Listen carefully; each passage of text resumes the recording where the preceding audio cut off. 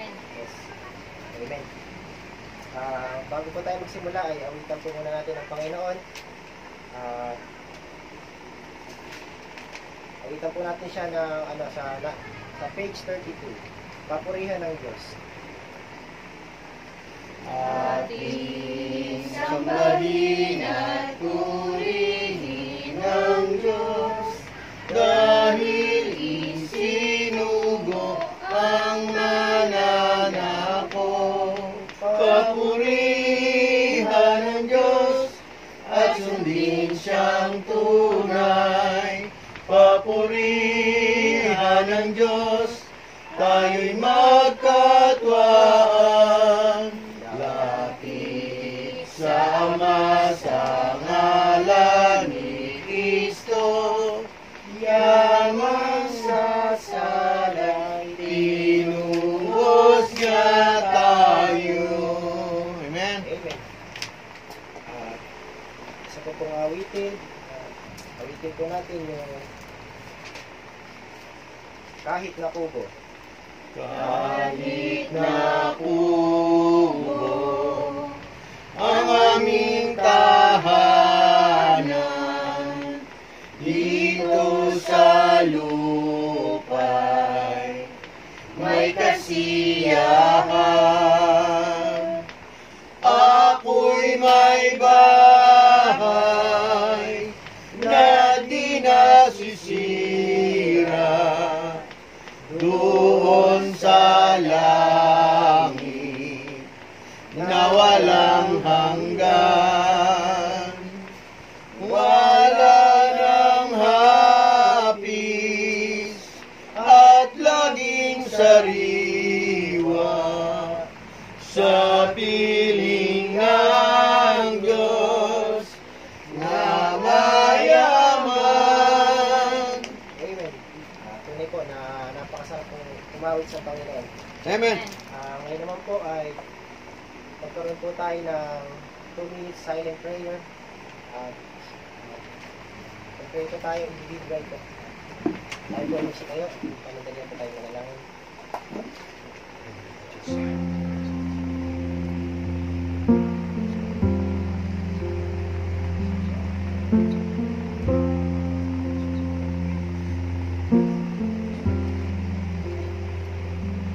Siyang tumatahan sa lihim na bato ng kataas-taasan ay mananatili sa lihim ng nakapangyarihan sa lahat.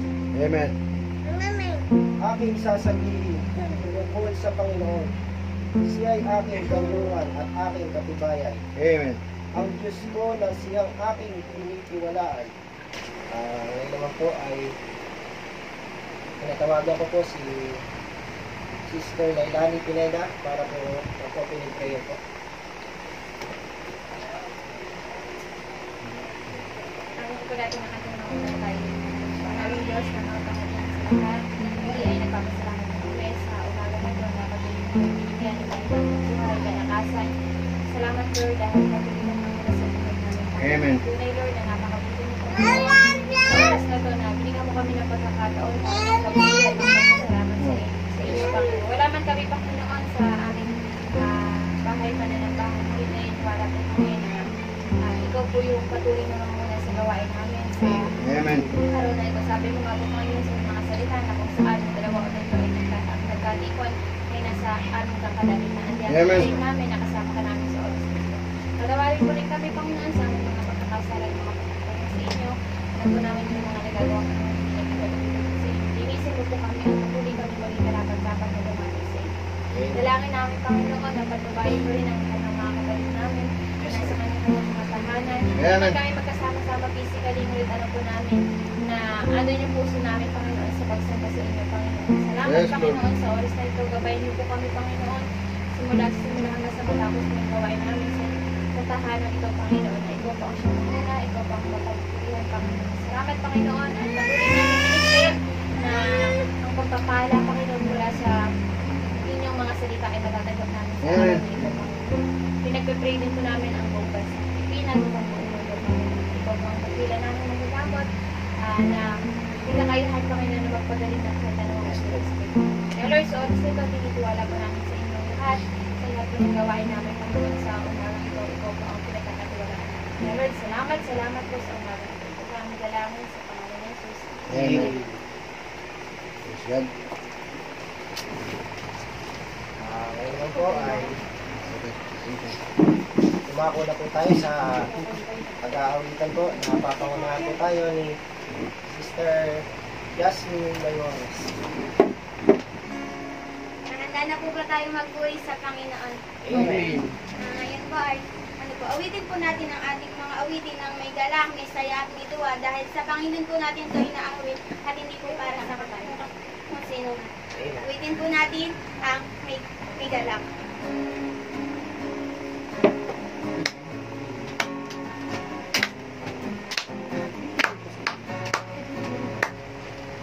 May galak, may saya, may tuwa sa piling ng Diyos. Sapagkat hirap lang, puso ay naglalaho. May awit, May sayaw at papuri para sa Diyos. Hatid ng puso, pinagpala ng lubos. Handog niya ay kapayapaan, handog niya ay kagalakan, handog niya ay kalakasan, sa bawat pusong nagmamahal. Kaya't ang awit ng papuri, awit ng pasasalamat, at ang awit ng pagsamba. Para lang sa Kanya. Isang ulit pa po, may galak. May galak, may saya, May tuwa sa piling ng Diyos, sapagkat hirap na, puso ay naglalaho. may awit, may sayaw, at papuri para sa Diyos. Nahatid ng puso, pinagpala ng lubos. Handog niya ay kapayapaan, handog niya ay kagalakan, handog niya ay kalakasan, sa bawat pusong napapagod. Kaya't ang awit ng papuri, awit ng pasasalamat, at ang awit ng pagsamba. Ay para kanino? Ay para lang sa Kanya. Handog niya ay kapayapaan. Handog niya ay kapayapaan. Handog niya ay kagalakan. Handog niya ay pagkalakasan, sa bawat pusong nagmamahal. Kaya't ang awit ng papuri, awit ng pasasalamat, at ang awit ng pagsamba. Ay para lang sa Kanya. Amen. Patuloy po natin awitan ng ating Panginoon sapagkat alam po natin na siya po yung nasa kalagitnaan natin. Amen. Sapagkat kung saan ang dalawa o tatlo'y nagkakatipon, may naroon siya sa ating kalagitnaan na lagi niya tayong pinagpapatnubayan sa bawat segundo, minuto o oras ng ating buhay. Awitin Amen. po namin ang kantang Kami Katakuin. Awitin po natin ito ng buong puso. Dito kami nagpapakumbaba, sumasamba sa isang Diyos. hinahanap namin. Hinahanap namin ang karitan ng iyong mukha. Sumasamo sa iyong pag-iyon At sa himig na hain, aming dalangin, kami katakuin. Ipamalas sa amin ang iyong kapangyarihan. Ipamalas mo sa amin ang iyong kalwalhatian.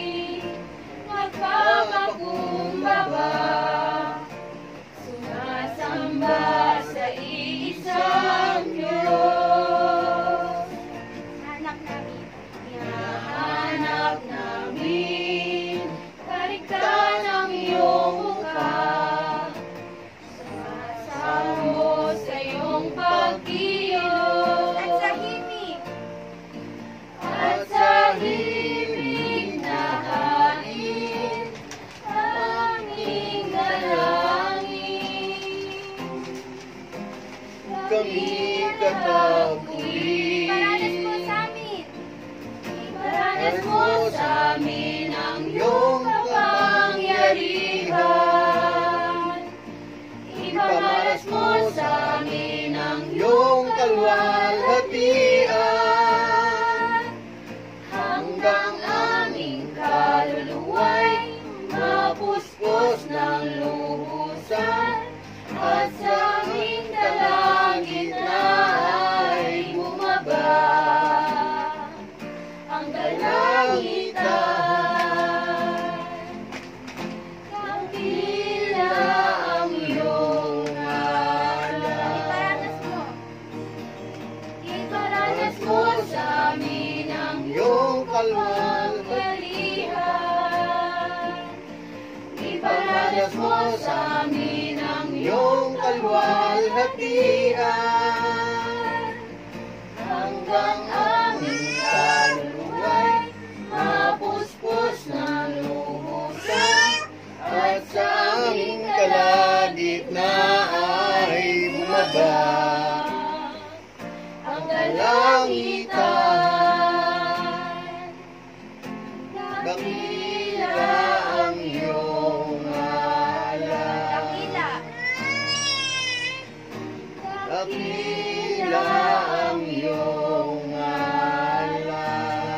Bless Lord God, patuloy nga po namin kayo pinupuri at pinapasalamatan sa lahat po na patuloy na paggabay niyo at kadakilaan Yes, po sa Lord. buhay ng bawat isa. Lord, ngayon naman po ay kamayan po natin ang bawat isa. Bitin po natin ang may galak. Sa piling ng Diyos, sapagkat hirap ng puso ay naglalaho, at ang awit ng pagsamba Para lang sa lang sa Kanya. Palakpakan po natin ang Panginoon. Buksan po natin yung ating mga Biblia sa Mateo 25, 34 to 40. 34 to 40. 34, 30 hanggang 40. Okay, handa na po ba? Amen. Salit-salitan po tayo. Ako po sa una, kayo po sa pangalawa, at sa huli pong verse ay sabay-sabay po tayo.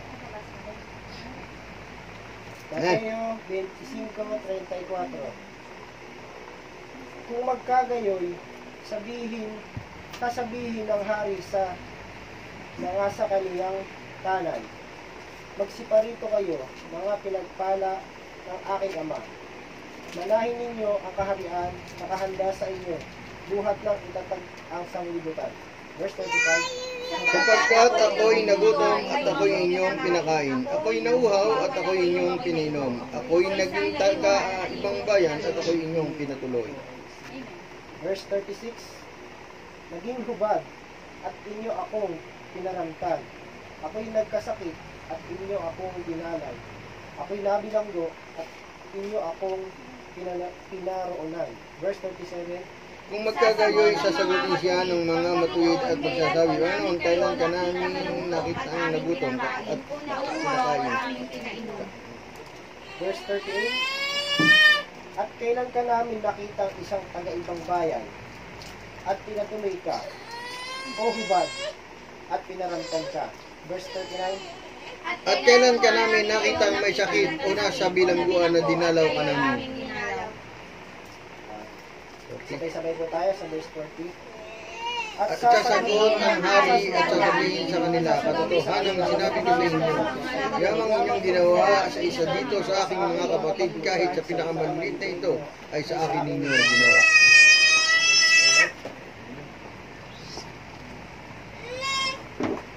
Sige po, manalangin po tayo.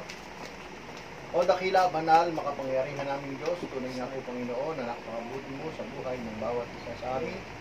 Tunay nga po Panginoon na lagi kang handyan upang ipadama sa bawat sandali, sa bawat oras na napakabuti mo sa amin. Kaya Panginoon, kami po ay dumudulog, nagpapakumamang lumalapit sa inyong banal na harapan at humihingi ng kapatawaran sa anumang aming nagagawang kasalanan. Sa anumang pong aming pag-iisip sa pananalita, Panginoon, ay hinihingi po namin ito ng kapatawaran sa iyo. Anumang pong pagpapasya sa aming buhay, anumang pong nagagawa namin na hindi namin na nagiging mali para sa iyong Panginoon. Hindi po namin, Panginoon, na ituwid mo kami. Amunin mo kami at galuhin mo kami. Salamat, Panginoon, sa patuloy na paggabay mo sa buhay namin, sa buhay ng pamilya, sa buhay ng mga kapatid namin sa pananampalataya, sa buhay ng mga kapatid namin sa laman, Panginoon. Na patuloy mong pinangangalagaan, iniiwas sa anumang karamdaman. At sa sakit na malaganap ngayon, Panginoon, ay alam po namin, Panginoon, na kung paano pinagsanggalang ng Diyos ang ni Moises, Panginoon, sa lahat ng mga salot na dumarating, Panginoon, ay ganun mo kami ipagsasanggalang na iyong mga anak na hindi dadapo sa amin ang anumang karamdaman. Kaya, Panginoon, ay lubos kong nagtitiwala na ikaw, Panginoon, ang aming Diyos na buhay, Diyos na aming tigapagsanggalang, Diyos na aming kanlungan, Diyos na nagmamahal, na unang nagmahal sa amin at minamahal namin, Panginoon. Patuloy po kami, Panginoon, na lumalapit, na patuloy mo pong linisin sa buong mundo ang virus na kumakalat na ito, sapagkat, Panginoon, ikaw lang ang may kakayahan ng ito at wala nang iba. Kaya, Panginoon, patuloy ka po na magpala sa aming mga buhay at sa gawain sa mga araw na ito, Panginoon, na patuloy mo na pinagpala ng iyong banal na salita ng bawat isa. Gayon din po, Panginoon, sa buhay ng iyong mga anak na ginagamit mo sa gawain ko. Lalo na po sa buhay ng aming pastor na wala man dito, Panginoon, ay kasama rin namin ang kanyang panalangin, ang kanyang pagmamahal para sa kanyang mga kapatid na nasa Panginoon. Kaya, Panginoon, patuloy mo rin pong ingatan ng pamilya at buhay ng aming pastor. Salamat, Panginoon, na lagi kang handyan para sa amin. Wala pong ibang Diyos na kami natatangkilikin, sasambahin, paglilingkuran, kung hindi ikaw lamang, Panginoon. Hindi po kami titingin sa mga bagay na nakikita kong Jesus. Sasambahin ka namin sa Espiritu at sa tuturan. Salamat, Panginoon, na patuloy mo kami na pinagpapala. Binigyan ng kalakasan, ginigising sa kinaumagahan ng malusog at may maayos na pag-isip at mga malusugan. Salamat, Panginoon. Patuloy ka po namin pupurihin. Pasasalamatan at wala po kami ibang itataas kung hindi ang iyong matamis makapangyarihang pangalan o ng Jesus sa inyo. Buksan po natin yung ating mga Biblia sa 2 Corinthians 9:6-8. 2 Corinthians 9:6-8. Ito po yung sinasabi. Datapwat sinasabi ko, ang naghahasik ng bahagyana ay mag-aani ng bahagyana, at ang naghahasik na sagana ay mag-aani namang sagana. Verse 7. Magbigay ang bawat isa ayon sa ipinasya ng kanyang puso. Huwag mabigat sa loob o dahil sa kailangan, sapagkat iniibig ng Diyos ang nagbibigay ng masaya. Verse 8. At maaaring gawin ng Diyos na ang lahat ng biyaya ay magsisagana sa inyo, upang kayo may magkaroon laging buong kaya sa lahat, ay magsipagsagana, magsipanagana sa bawat mabuting gawa. Amen. Amen. Ngayon po, itinatawagan po natin si Sister Yolanda Lamores para po sa paglilitod po ng kanto. Tanging alay ko. Awit po na magkakaloob ay pangunahan po ni Sister Jasmine Lamores.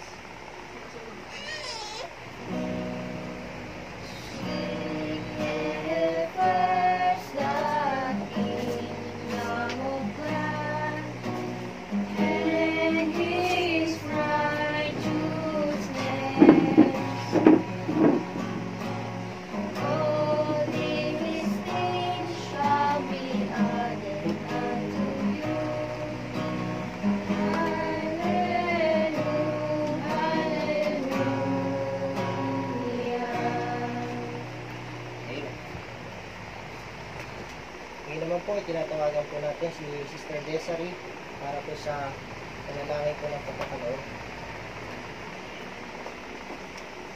Naanyayahan ko po na ang bawat isa ay tumayo. Yes, Lord, Heavenly Father, Panginoon, dakilit ng panalangin sa lahat. Patuloy nagpapasalamat kami sa pagpapala sa mga problemang dumarating sa buhay ng bawat isa na nagsisipin at tatandaan. Panginoon, tawarin niyo po kami sa aming mga kasalanan, sa isip, salita at sa gawa maging sa aming pagkukulang. Maraming salamat po, Panginoon, sa handog na nalikom. Nawa po, Lord, ay pagpalain mo po ang mga nagbigay, Panginoon. Pagpalain mo po, napusipusin mo po ng pagpapala, sisik, liglig, umaapaw mapagpapalang walang salitang alalagyan, Panginoon. Panginoon, maraming salamat po sa patuloy na paggabay, pag-ingat sa buhay ng bawat isa. Ito ang aming sa dalangin sa pangalan ni Jesus. Amen. Ang Diyos sa may papurihan, Anak, Espiritong banal, ng mga taong nilalang, at ng buong kalangitan. Amen.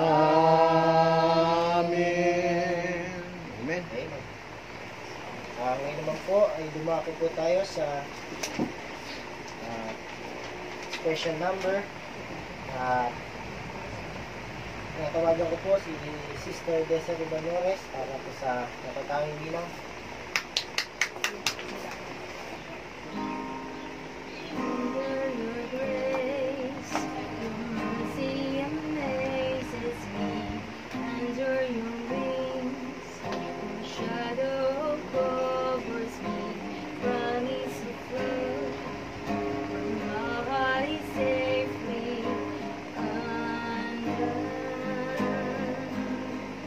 You are never far away, always reaching out to save. My weakness covered by your strength, and I am found forever safe. I found my fortress in you, and my soul is anchored. With you, our resting place is in your name, forever safe. Amen. Amen. Sa Diyos po ang papuri. Amen. Ngayon naman po ay dadako na po tayo sa pinaka-importante po na bahagi po ng ating pananambahan. Ang pagbabahagi po ng salita ng Panginoon na papakilala ko po yung ating pastor, si Pastor Dean Campos. Isa po dyan. Iba na natin. Ano si Pastor? Pastor! Pastor. Isa pala si Pastor, hindi nagsasalita. Isang mapagpalang umaga po sa ating mga kapatid sa buong iglesia ng Glory to God Missionary Baptist Church at sa ating mga kapatid din sa Grace of God Missionary Baptist Mission, maging sa ating mga mission sa Christian Missionary Baptist Mission, sa lahat nating mga kapatid sa buong Glory to God Missionary Baptist Church, Grace of God Missionary Baptist Mission, Christian Missionary Baptist Mission, ay binabati ko po kayo ng isang mapagpala at magandang umaga sa bawat isa sa atin, na kahit ba po tayong lahat ay nagdanas ngayon ng napaka bigat na masasabi nating pagsubok sa ating pananampalataya, dahil wala po tayo ngayong regular na pagtitipon sa ating mga gawain, dahil po tayo ay sumusunod sa batas ng ating gobyerno na iwasan muna ang mga pagtitipon at kailangan po nating mag-home quarantine upang maiwasan ang paglaganap ng COVID virus. Kaya po mga kapatid, kailangan po natin na ipagpatuloy pa rin ang ating pagsamba at paglilingkod sa Panginoon.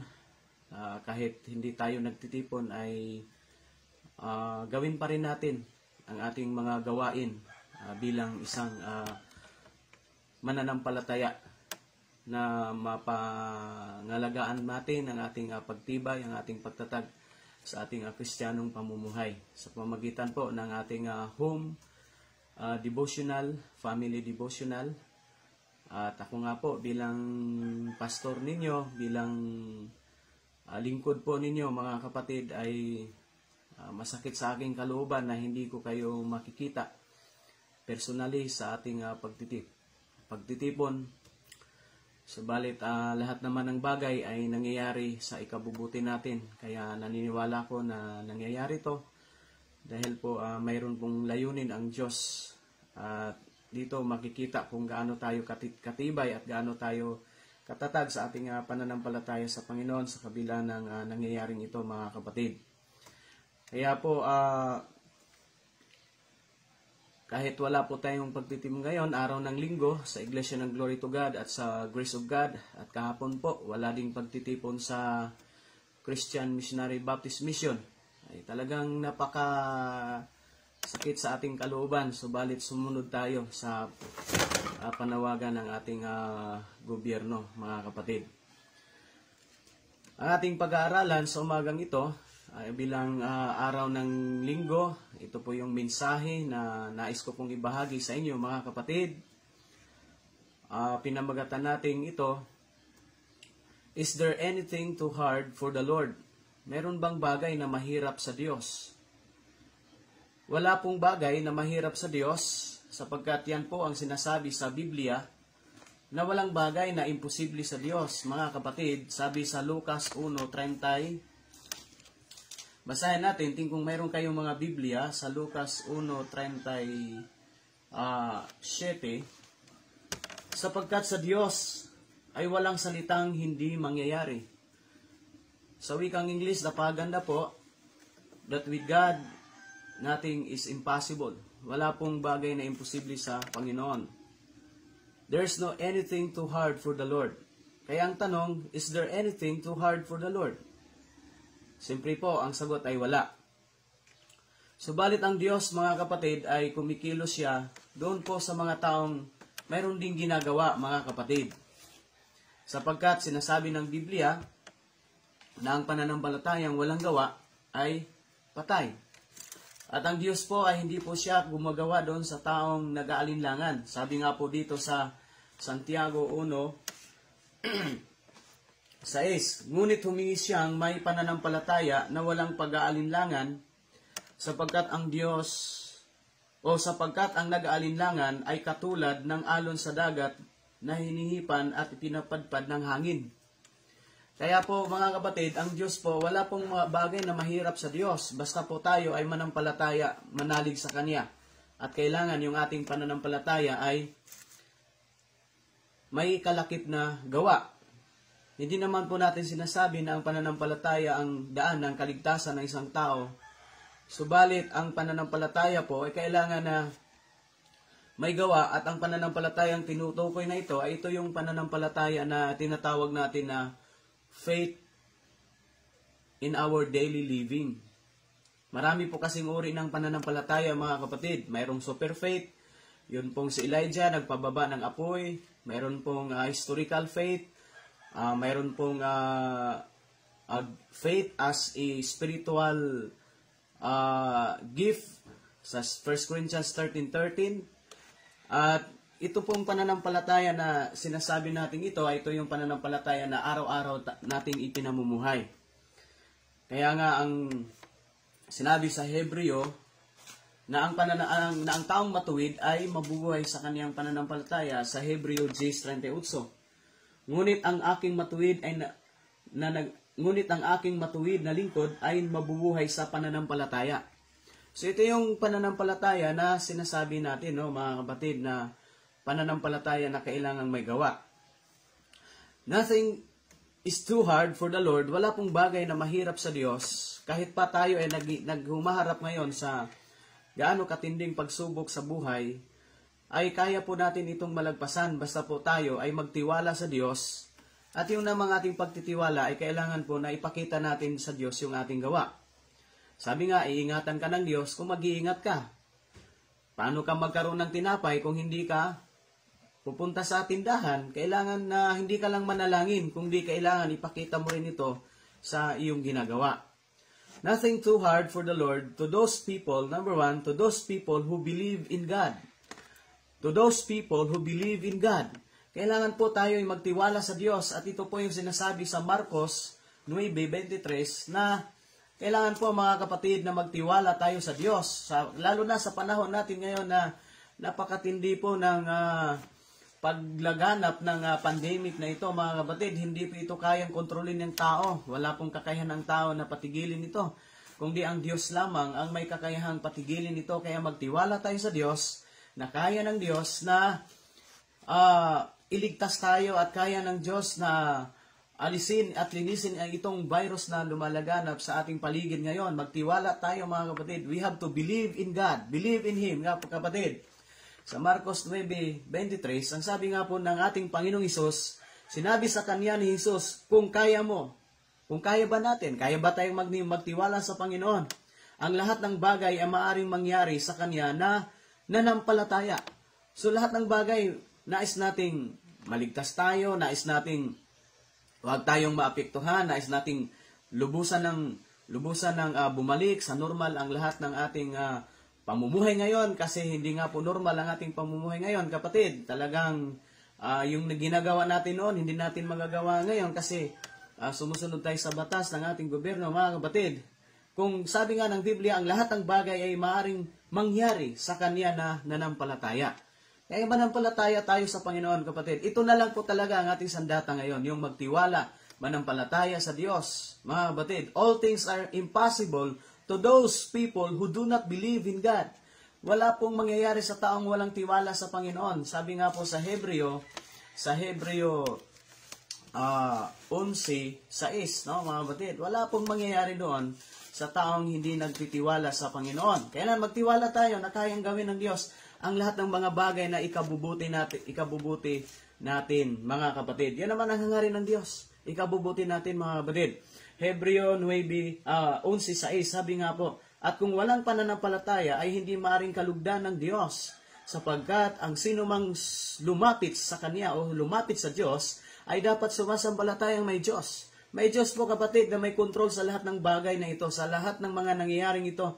Mayroon pong Diyos na mag-intervene, gagawa siya, mag-iingat siya, at protektahan niya ang lahat ng mga anak niyang nanampalataya, sa mga taong tumatawag sa Kanya, sa mga taong nananalig sa Kanya, kapatid. To those people who believe in God, kapatid, siya yung Diyos na magbibigay ng Kanyang katugunan. Sabi nga po dito, kapatid ko, ulitin ko po, at kung walang pananampalataya ay hindi maaring kalugdan ng Diyos, sapagkat ang sino mang lumapit sa Kanya ay dapat sumampalatayang may Diyos. May Diyos.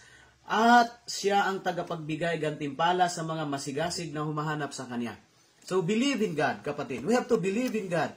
We cannot experience great and mighty things, works of God in our lives if we don't believe in Him. Kailangan magtiwala tayo, kapatid. Noon nga, ang ating Panginoong Hesukristo, hindi po siya gumagawa ng mga kamanghamanghang gawa doon sa mga taong walang pananampalataya sa Kanya. Sabi nga po dito sa Mateo 13:58, mga kapatid, hindi talaga siya gumagawa kasi nga nakita ng Panginoon ang kanilang puso. Wala namang kasing bagay na may tago sa paningin ng Diyos. Nakita ng Diyos na wala silang pananampalataya. Anong ginawa ng Diyos? Hindi siya gumawa ng mga kamanghamanghang bagay. Sabi nga po dito sa Mateo 13:58, mga kapatid, sabi nga po dito, at hindi siya gumawa roon ng maraming gawang makapangyarihan dahil sa kawalan nila ng pananampalataya. Nais po ba natin makaligtas nitong COVID virus na ito, mga kapatid? Hindi po ito kaya ng tao. Ang Diyos po ang may kakayanan nito. Kaya kailangan po nating magtiwala. We have to believe in God, kapatid, that nothing impossible with God. God can protect us. He save us from this pandemic COVID virus, mga kapatid ko. Our faith is powerful if we exercise it. Ang pananampalataya po kasi, mabisa yan, makapangyarihan yan, kapag yan ay ating isinasagawa. Sabi nga ng Panginoon, kung may pananampalataya ka, na kasinlaki ng buto ng butil ng mustasa, kahit napakalaking bundok, kaya mong ilipat yan. Hindi po yan literal na bundok, kundi yan po ay tumutukoy sa mga pagsubok sa buhay, mga pag-uusig, kapatid. Sabi nga po dito sa Mateo 17:20, sinabi niya sa kanila, dahil maliit ang inyong pananampalataya, sapagkat katotohanan ang sinasabi ko sa inyo, kung mayroon kayong pananampalataya na kasinlaki ng butil ng binhi ng mustasa, sasabihin ninyo sa bundok na ito, lumipat ka roon mula rito at ito'y lilipat at sa inyo ay walang hindi maaring mangyari.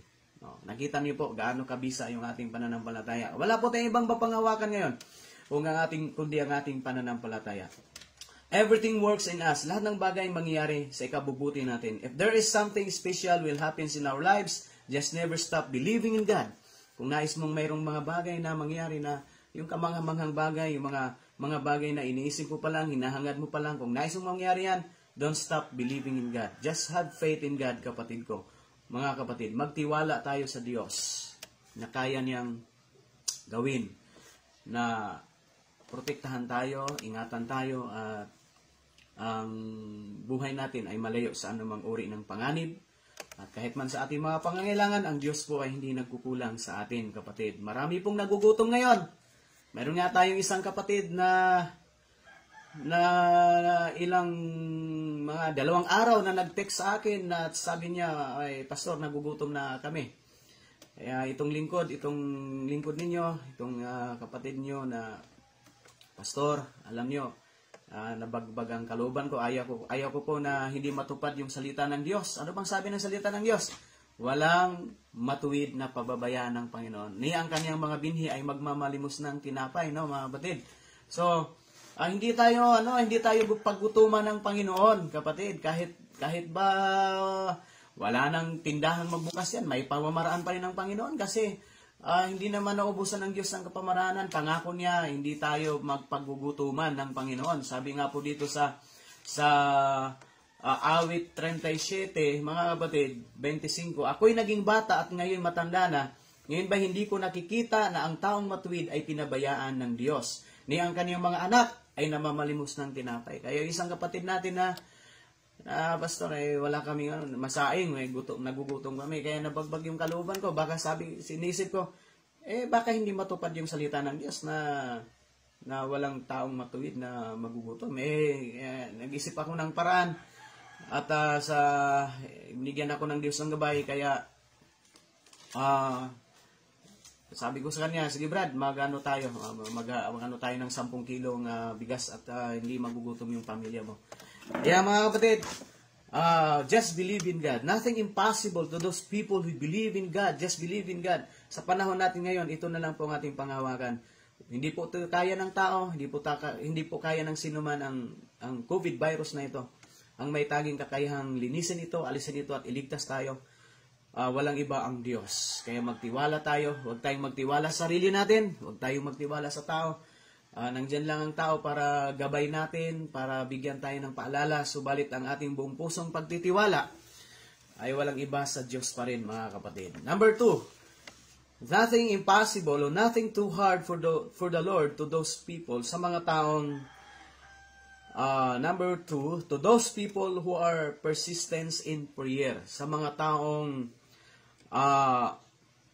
masigasig manalangin, mainit manalangin. Kailangan po natin sa panahon natin ngayon na magkaisa tayo, mga kapatid. Magkaisa tayo sa pananalangin. We have to pray unitedly. Manalangin tayo ng sama-sama, kapatid.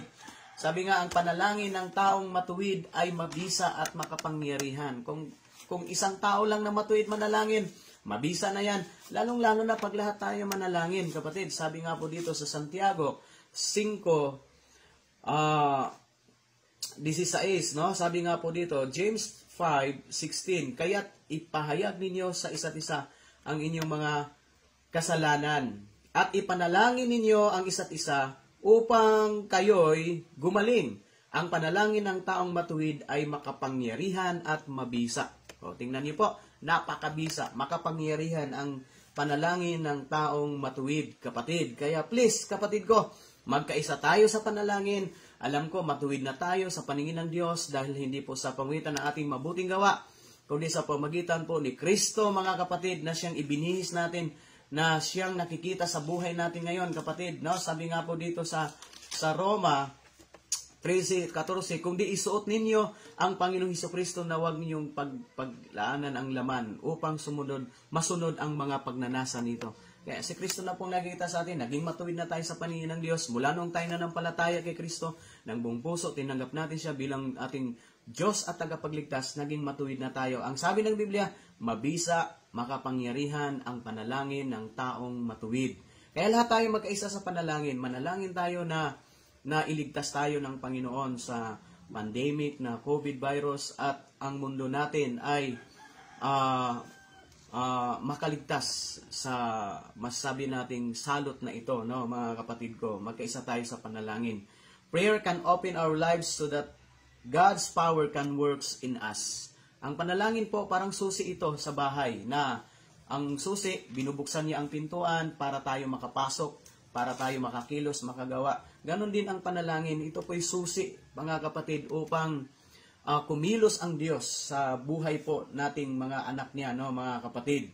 Kaya sabi sa Efeso 1:16-20, mga kapatid ko, na ang panalangin po, mga kapatid, ay parang susi ito na makikita ng Diyos na tumatawag tayo, nagpakumbaba tayo sa kanyang harapan at ikilos siya dahil ang Diyos ay nirerespeto niya ang panalangin ng mga mananampalataya. Mga kapatid, God honors our prayer. We have to remember that in our hearts, mga kapatid, in our mind.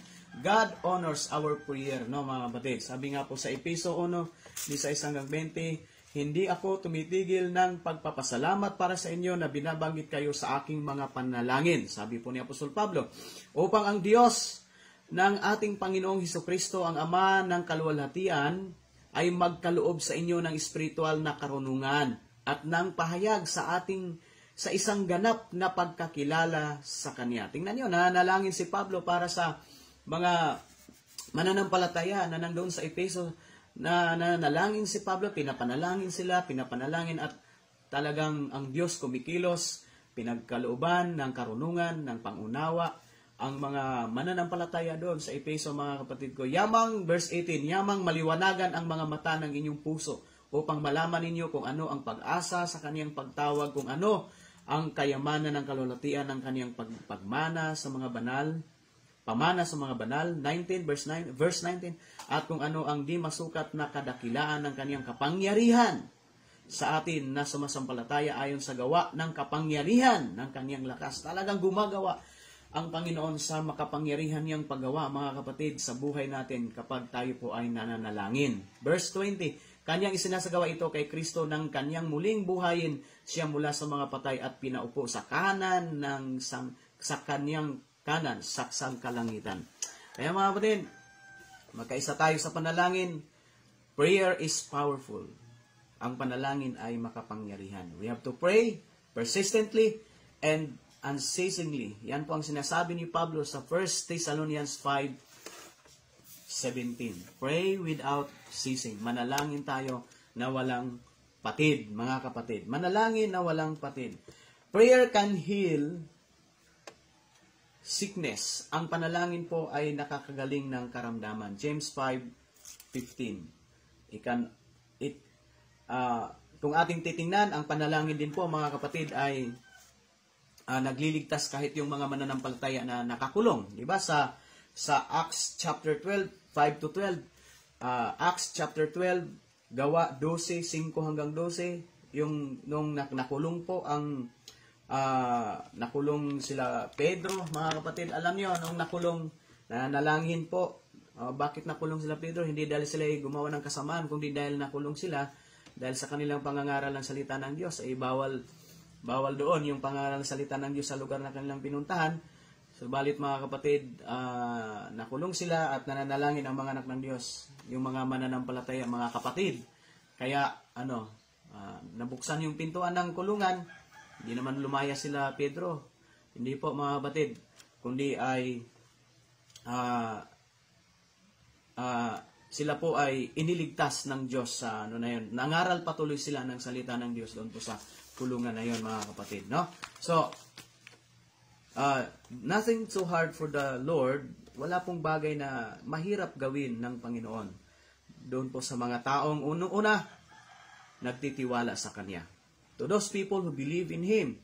Number 2, to those people who are persistent in prayer. Sa mga taong masigasig manalangin. Manalangin tayo, magkaisa tayo, mga kapatid. Yan po ang pinaka magandang gawin natin ngayon. And then number 3, mga kapatid, nothing too hard for the Lord to those who are obedient to God.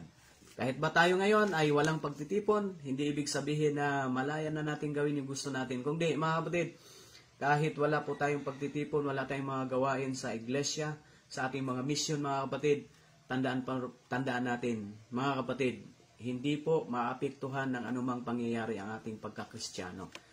Mananampalataya tayo, anak tayo ng Diyos, mananatili tayong ilaw, mananatili tayong asin sa sanglibutan, gawin natin ang mga bagay na kalugod-lugod sa paningin ng Diyos. Sundin natin ang Diyos, mga kapatid. Mahirap man sumunod sa Diyos, subalit kung gawin natin, hindi naman ibang taong pagpalain, ikaw din, kapatid. No? Ikaw din ang pagpalain. So we have to obey God, mga kapatid.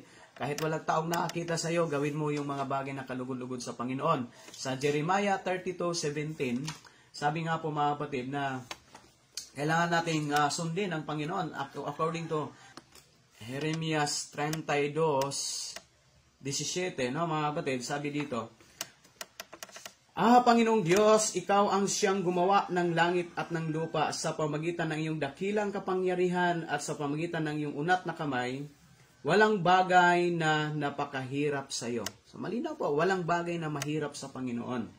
Kaya sundin natin ang Panginoong Diyos, no, kapatid. We ought to obey God, mga kapatid. Kailangan sundin natin ang Panginoon. Hindi man ibig sabihin na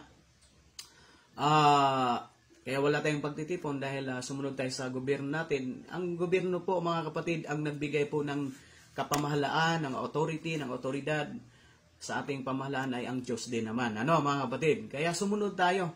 Sumunod tayo sa Diyos at sa lahat ng mga taong ino-authorize ng Panginoon. Di ba? So, sino bang ino-authorize ng Diyos? Sino bang binigyan ng Diyos ng authority? Una, ang iglesia.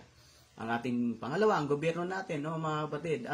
At ang Diyos po ay nagtalaga ng mga pastor, ng mga lingkod niya, pastor, mga lingkod ng Diyos. Nagtalaga siya sa kanyang iglesia upang mga siwa, mga laga sa kawan. At ang kawan naman ay kailangan po sumunod sa kanilang pastor dahil po itinilaga sila ng Diyos para sundin. Siyempre po, mga kapatid, yung naglilingkod sa Panginoon na talagang tumatalima din sa salita ng Diyos, no? Hindi sa nangangasiwa sa iglesia dahil sa mahalay na kadahilanan, kundi po nangangasiwa sa iglesia, mga kapatid, bilang alang-alang sa ating Panginoong Hesukristo, bilang pagsunod sa salita ng Diyos, mga kapatid, no? So sabi dito sa talatang 27, tuloy natin, mga kapatid, Jeremiah 32:27, ang sabi dito, narito ako ang Panginoon, ang Diyos ng lahat ng laman. Mayroon bang anumang napakahirap para sa akin? Napakalino. Narito, ulitin ko, narito ang Panginoon. Jeremiah 32:27. Narito ako ang Panginoon, ang Diyos ng lahat ng laman. Mayroon bang anumang napakahirap para sa akin? So, mayroon bang bagay na mahirap sa Diyos? Ang sagot, wala. Wala po, mga kapatid. Walang bagay na mahirap sa Panginoon. Kaya sundin natin siya, gagawin niya ang kanyang nararapat gawin. Ang mahalaga po, sumunod tayo sa Panginoon, mga kapatid. There is blessings in obeying God. So may pagpapala kapag sumunod tayo sa Diyos. Kung hindi naman tayo sumunod, sumpa ang darating, no, kapatid? Deuteronomy chapter 11:27-28. Number 4, nothing too hard for the Lord to those people who are responsible to themselves. So, maging responsable din tayo. Maging responsable tayo una sa Diyos. Mga kapatid, huwag tayong maging pabaya. No? Mga kapatid, halimbawa, kung ikaw ay gusto makaiwas sa COVID virus, ay mag-ingat ka. Huwag dyan ka lang sa loob ng bahay. Huwag kang mag-ano doon. Huwag kang basta-basta na lang punta sa labas at walang pag-iingat sa sarili. No, mag-ingat din tayo, kapatid. Maging responsable tayo. We have to be responsible Christian. Maging responsableng Kristiyano tayo. Maging responsable tayong mananampalataya. Maging responsable tayo sa ating pamilya. Responsable tayo sa ating sarili. Responsable tayo sa ating pamumuhay bilang mananampalataya. We have to be responsible Christians, mga kapatid. Sabi nga sa Ecclesiastes 9:10, no, kapatid ko, no, hindi lahat ng bagay ay iasa natin sa ating gobyerno. Maging responsable tayo, no? Hindi lahat ng bagay iasa natin sa ibang tao. Maging responsable tayo, kapatid. No, kasi ang Diyos ang nais ng Diyos hindi yung tayong mga mananampalataya ay maging irresponsable Hindi po yan ang nais ng Diyos. Ang nais ng Diyos, maging responsible Christian. Maging responsible person tayo. Ecclesiastes 9:10. Ang sabi nga po dito mga kapatid, anumang masumpungang gawin ng iyong kamay, gawin mo ng iyong kalakasan. So gawin mo ng iyong kalakasan, huwag kang patulog-tulog, huwag kang maging pabaya. Gawin mo, be responsible, sapagkat walang gawa, kaisipan, kaalaman, ni karunungan man sa siyol na iyong patutunguhan. No? Malinaw yan mga kapatid. God works in us. Ang Diyos daw po gagawa sa atin. If we work with Him, kailangan maging responsable tayong gumawa.